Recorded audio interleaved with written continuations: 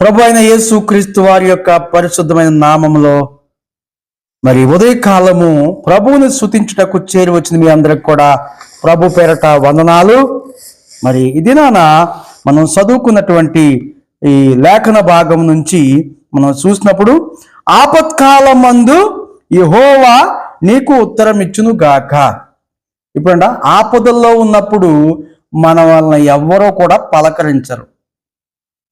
పలకరించిన పక్షపాతంగా పలకరిస్తారు.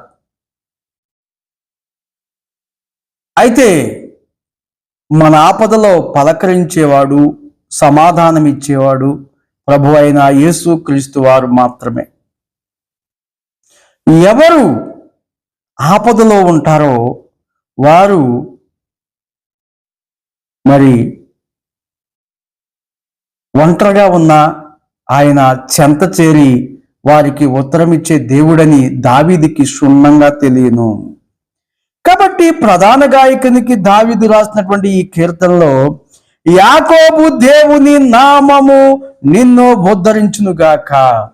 మనల్ని ఉద్ధరించేది యాకోబు దేవుని నామం. ఆ నామము అన్ని నామముల కంటే కూడా పైన ఉన్నటువంటి నామం. కాబట్టి ఈ రోజుల్లో నాకు 4 కొడుకులు ఉంటే నాకు బలము అనుకుంటున్నారు. దేవుడు చెప్పి ఉన్నారు, బలము చూసి భంగపడొద్దు, ధనము చూసి దగాపడొద్దు.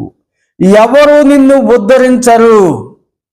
అందుకనే అప్పుడప్పుడు కొడుకులతో తండ్రులు అంటుంటారు, నువ్వు నాకు పుట్టి నాకు ఉద్ధరించిందేమీ లేదు. కూతురులతో తండ్రులు అంటూ ఉంటారు, నువ్వు నాకు పుట్టి నాకు ఉద్ధరించిందేమీ లేదు. కొడుకులు కూడా తండ్రులతో అంటారు, నీవు నన్ను కని నాకు ఉద్ధరించిందేమీ లేదు అని అంటారు. కానీ మనల్ని ఉద్ధరించేవాడు యాకోబు దేవుడు, ఇశ్రాయేలు దేవుడు, మనల్ని ఆదుకునే నాదుడు. ఆయన్ని ఆరాధించడంలో, ఆయన్ని అంగీకరించడంలో, మనం ఆత్మతో సత్యంతో ఆయన్ని ఆరాధించడంలో, ఆయన సన్నిధికి మనము అతి దగ్గరలో ఉన్నప్పుడు, ఆయన సన్నిధిలో ఉన్నప్పుడు ఆయన మనల్ని, మన ఆపదని ఆయన చూస్తాడు. ఆయన తప్పకుండా మనల్ని అంగీకరించి మనల్ని ఆదుకునే దేవుడిగా ఉంటున్నాడని ఈ వాక్యము మనకి చెలవిస్తుంది. 2వ వచనము చూసినప్పుడు పరిశుద్ధ స్థలములో నుండి ఆయన నీకు సహాయము చేయునుగాక. ఎక్కడి నుంచి ఆయన చేస్తాడంట? పరిశుద్ధ స్థలములో నుండి ఆయన మనకు సహాయము చేస్తాడు. మనం ఎక్కడున్నాము? పాపములో, ఆపదలో, కష్టములో, కన్యలో ఉన్నాము. ఆయన ఎక్కడి నుంచి చూస్తున్నాడు? పరిశుద్ధ స్థలములో నుండి ఆయన హస్తాన్ని సాపి మనల్ని రక్షిస్తాడు. ఎందుకంటే రక్షించనేరకుండినట్లు ఆయన హస్తము కురస కాలేదు, విననేరకుండినట్లు ఆయన చెవులు మందము కాలేదు. ప్రతి మనిషిని ఆయన చూస్తున్నాడు. ప్రపంచంలో ఉన్న ప్రతిదీ ఆయన కనబడుతుంది. కాబట్టి ఆయన ఆలయంలో ఉన్న వాళ్ళని, ఆయన ఆరాధించే వాళ్ళని ఆయన తప్పకుండా ఆపదలో ఆదుకుంటాడు. ఎక్కడి నుంచి అంటే సియోనులో నుండి ఆదుకుంటాడు. సియోన్ అనగా దేవుని పట్టణం.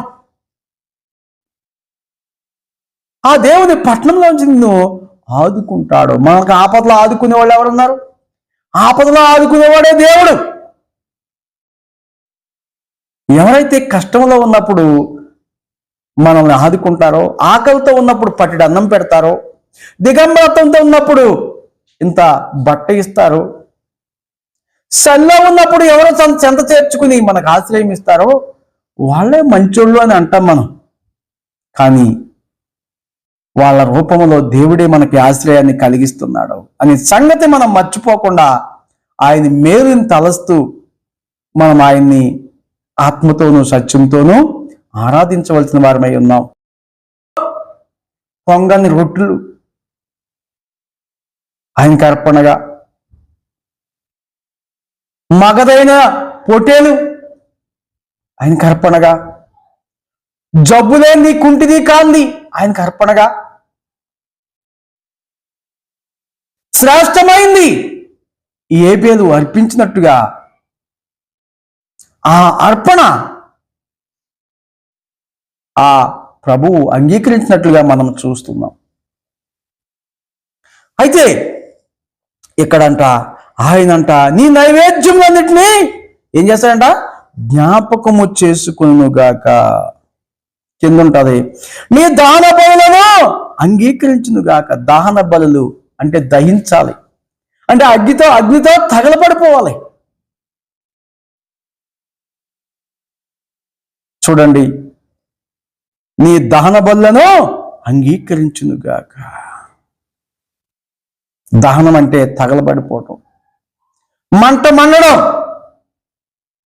కాబట్టి మనం మండేవారిగా ఉంటే మన ఆరాధన కూడా మంటతో వస్తుంది, మన ప్రార్థన కూడా మంటతో వస్తుంది, మన పాట కూడా మంటతో ఉంటుంది.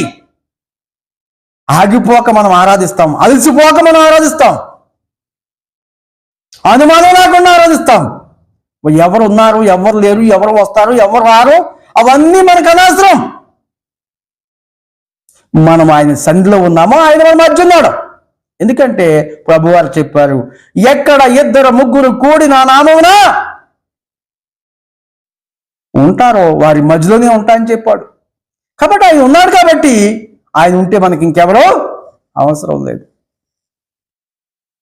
కాబట్టి ప్రియమైనటువంటి వారులారా, ఈ ఉదయ కాలంలో మన మధ్య ఆయన ఉన్నాడు. మనము ఎటు ఇటు అటు తడుముకోకుండా ఆయన ఉన్నాడు కాబట్టి ఆయన ఉన్నాడనే ధ్యాసతో మనం ఆరాధిస్తూ ఆయన్ని పాడాలి. ఒక పాట కాదు, 2 పాటలు, ఎన్ని పాటలైనా పాడండి. అది ఆయన, ఎన్ని కీర్తనలైనా పాడండి. మీకు తెలియదు ప్రియమైనటువంటి వాళ్ళారా, ఇక్కడే జగ్గయ్య పాట అనేటువంటిది ఒకటి ఉన్నది. అక్కడ 24 గంటలు కూడా స్తుతిస్తూ పాడుతూనే ఉంటారు. ఉదయం 6 గంటలు మొదలుకొని 6, 7, 8, 9, 10, 11, 12, 1 గంట, 2 గంటల వరకు ఏక ఆరాధనే. ఎక్కడా అలిసిపోరు.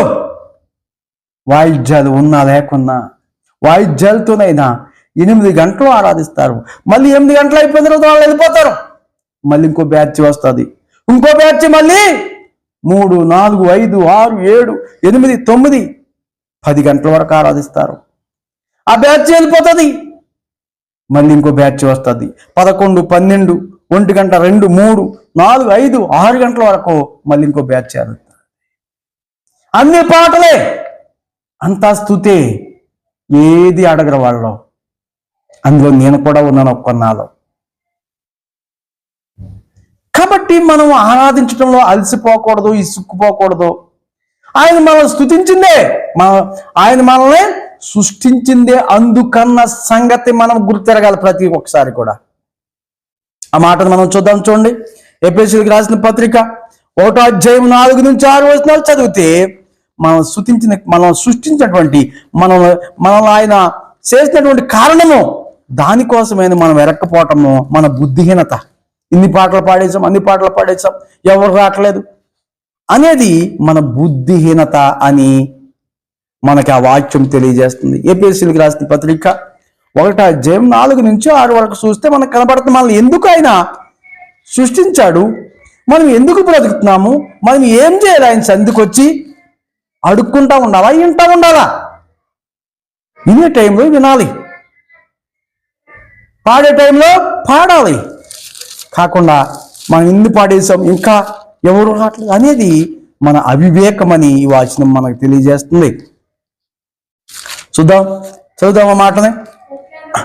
ఎట్లనగా తన ప్రియనియందు తాను, తానంటే ఎవరో దేవుడు.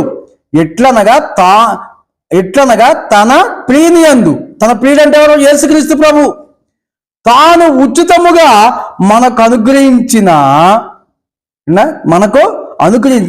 తన కృపా మహిమకు, ఎవరన్నా తనంటే ఎవరు? దేవుడు. ఇక్కడ కుమారుడు. తన కృపా మహిమకు కీర్తి కలిగినట్లు. కీర్తి ఎవరికి కలగాలి? మనకా దేవునికా? దేవునికి కీర్తి కలిగినట్లు తన చిత్త ప్రకారం కీర్తి కలగాలంటే ఏం చేయాలి? మనం పాడాలి. ఆయన చేసిన ఉపకారం అన్నింటినీ పాటల రూపంలో పాడాలి, లేకపోతే ఆరాధన రూపంలో ఆయనకి తెలియజేయాలి, ఆయన సన్నిధిలో స్తుతించాలి. ఎంత స్తుతించినా తక్కువే, ఎన్ని పాటలు పాడినా తక్కువే. ఏదో కంఠం ఉన్నట్టు లేనట్టు, మాట వచ్చినట్టు రానట్టు, ఏదో అలసిపోయినట్టు కాదు.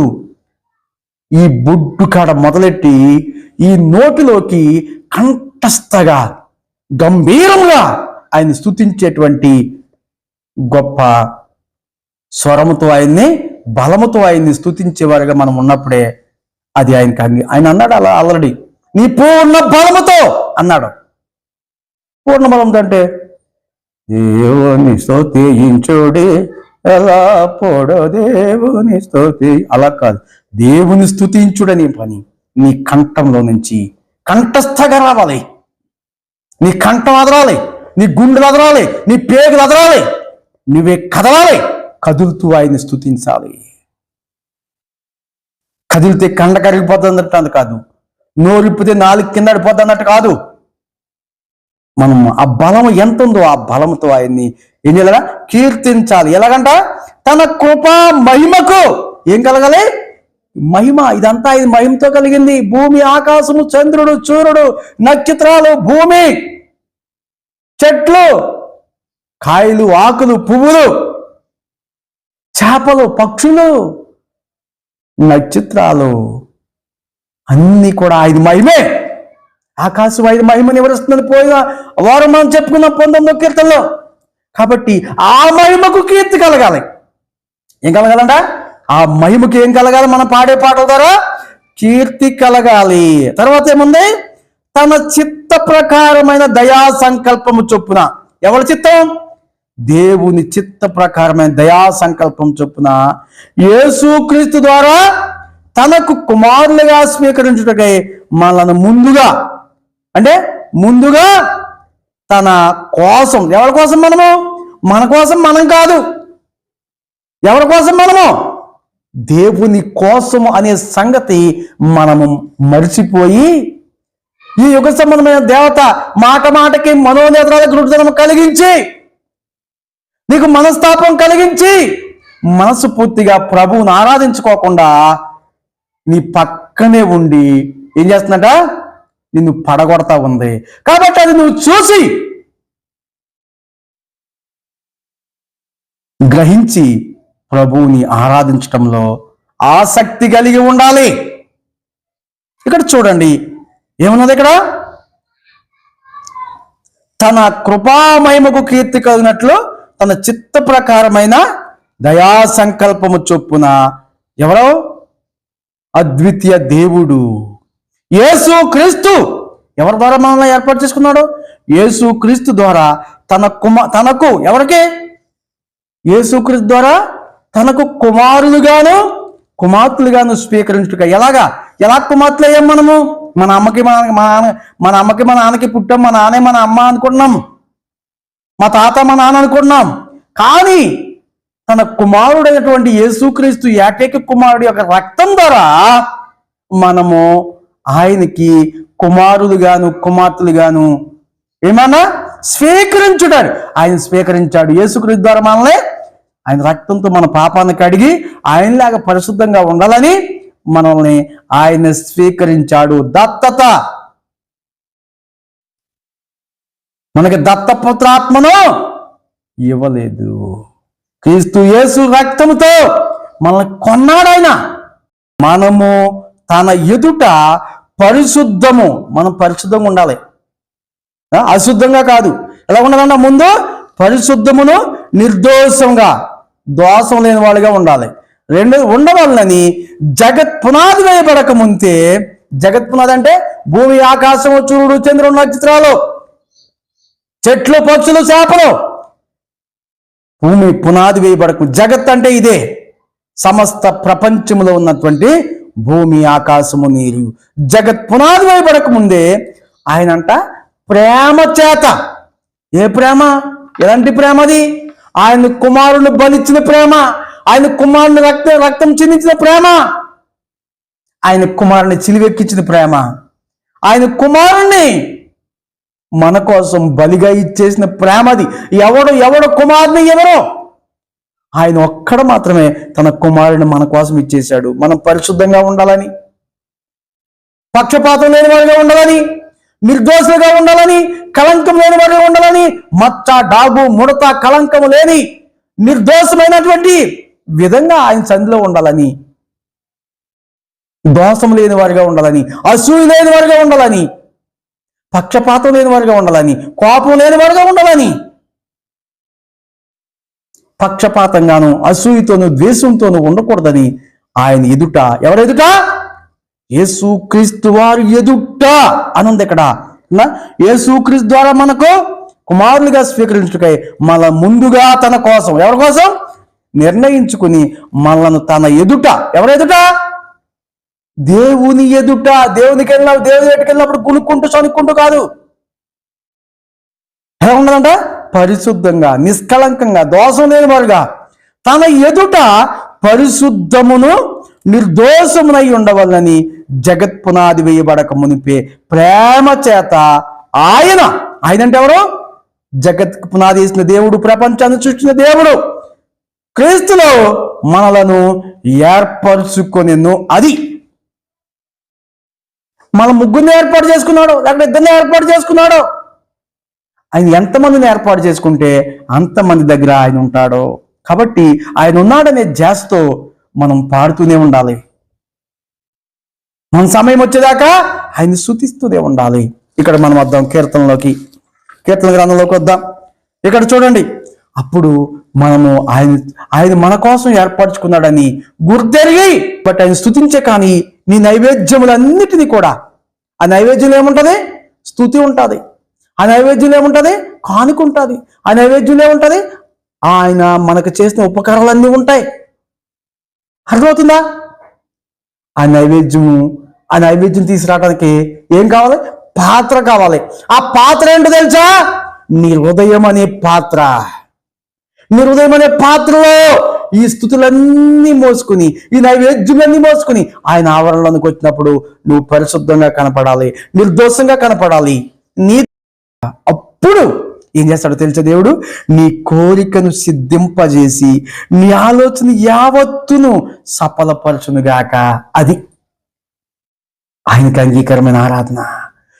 అందుకనే ఏబేలు యొక్క అర్పణ ఆయన అంగీకరించాడు.